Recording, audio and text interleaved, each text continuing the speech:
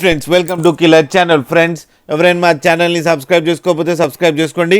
ఎవరైనా మీ డాగ్స్ కానీ మీ పెట్స్ కానీ అమ్మాలనుకుంటే మా ఛానల్ త్రూ మా ఛానల్ వాట్సాప్ నెంబర్కి మెసేజ్ పెట్టండి.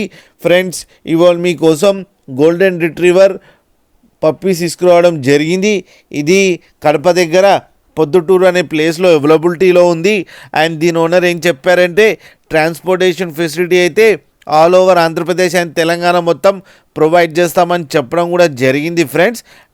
అండ్ ఈ పప్పీస్ ఏజ్ వచ్చి 35 days అని చెప్పడం జరిగింది.